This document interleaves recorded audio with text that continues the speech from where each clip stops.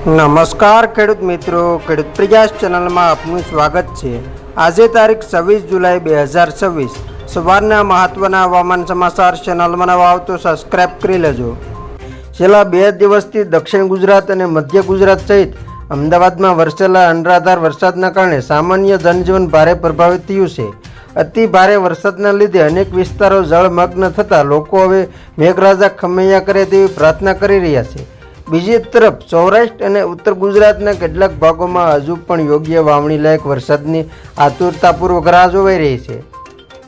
આ પરિસ્થિતિ વચ્ચે હવામાન નિષ્ણાત પરેશ ગોસ્વામી અને અંબાલાલ પટેલના જણાવ્યા મુજબ હાલ ગુજરાત અને તેની આસપાસ હવામાનની એક સાથે 5 જેટલી મજબૂત સિસ્ટમ સક્રિય થઈ છે, જેના કારણે આગામી 7 દિવસ સુધી રાજ્યભરમાં સાર્વત્રિક અને ભારે વરસાદ જળવાઈ રહેશે।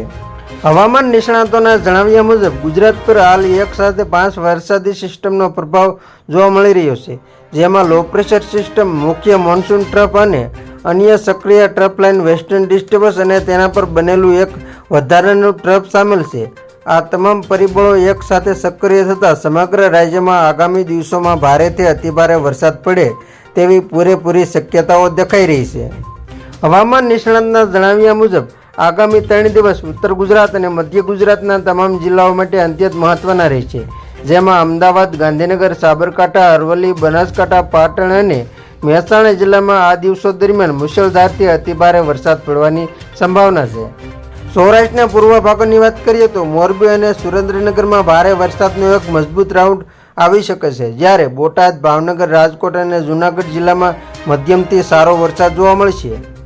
જે વિસ્તારોમાં હજુ સુધી ચોમાસાનો પૂરતો લાભ નથી મળ્યો તેવા પશ્ચિમ સૌરાષ્ટ્ર અને કચ્છના ખેડૂતો માટે રાહતના સમાચાર આવ્યા છે।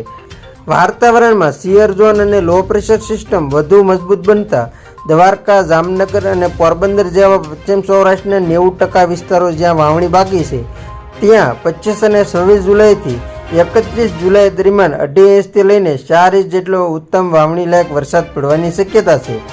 આ ઉપરાંત કચ્છના રાપર સહિત તમામ તાલુકાઓમાં સાર્વત્રિક મધ્યમ વરસાદ નોંધાય છે। 31 જુલાઈ સુધીમાં રાજ્યનો એક પણ તાલુકો કોરો નહીં રહે અને તમામ સ્થળે મેઘમહેર થતાં આ રાઉન્ડ સર્વગ્રાહી સાબિત થશે। બીજી તરફ છેલ્લા કેટલાક દિવસોથી જળબંબાકારનો સામનો કરી રહેલા દક્ષિણ ગુજરાતમાં આજથી વરસાદની તીવ્રતામાં થોડો ઘટાડો નોંધાય છે। આમ છતાં સુરત, વલસાડ, નવસારી અને તાપી જેવા જિલ્લાઓમાં આગામી 24 કલાક દરમિયાન હજુ પણ ભારે વરસાદી ઝાપટા પડે તેવી સંભાવનાઓ હવામાન વિભાગ દ્વારા વ્યક્ત કરવામાં આવી છે। તો ખેડૂત મિત્રો, આ હતા સવારના મહત્વના હવામાન સમાચાર। ફરી વખત મળીશું નવી અપડેટ સાથે, ત્યાં સુધી જોતા રહેજો ખેડૂત પ્રયાસ યુટ્યુબ ચેનલ।